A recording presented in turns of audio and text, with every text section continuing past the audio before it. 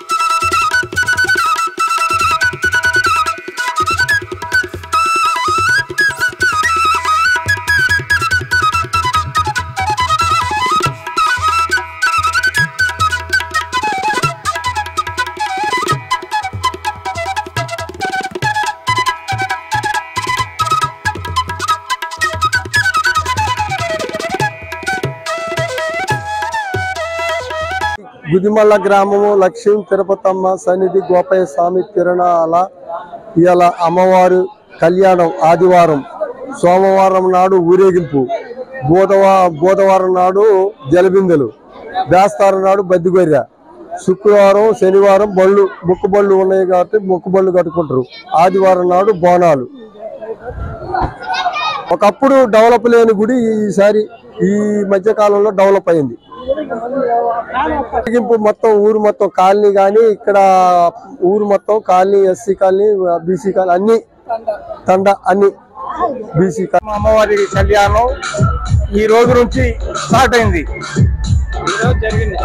తదుపరి కార్యక్రమాలు బుధవారం రోజు జలబిందెల కార్యక్రమం, ఆ తర్వాత జలబిందెలు, రేపు కళ్యాణం తర్వాత అమ్మవారి ఊరేగింపు 2 రోజులు కార్యక్రమం జరుగుతుంది. ఆ తర్వాత జలబిందెల కార్యక్రమం ఉంటుంది.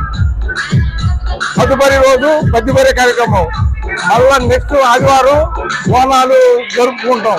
గుదిమల్ల గ్రామ కమిటీ తరఫున అందరూ ఐక్యతగా. హోలీ పూర్ణిమ రోజు గుదిమల్ల గ్రామంలో శ్రీ లక్ష్మీ తిరుపతమ్మ వారి కళ్యాణం జరపబడుద్ది. తెల్లవారి సాయంత్రం ఊరేగింపు గ్రామం మొత్తం తిరుగుతారు. తర్వాత బుధవారం రోజు బద్దిగొర్రెని, శుక్రవారం రోజు జలబిందెలు ఎత్తుతారు. ఆదివారం రోజు గ్రామం మొత్తం వచ్చి బోనాలు సమర్పించుకొని తిరునాళ్ళ ముగింపు చేస్తారు. మామగారు కళ్యాణం మంచిగా జరగాల. తిరుపతమ్మ కళ్యాణం గోపరద్ది మంచిగా గోళ రద్ది లేకుండా కైలాసం జరగాల. కావాల్సింది మాకు అది. నేను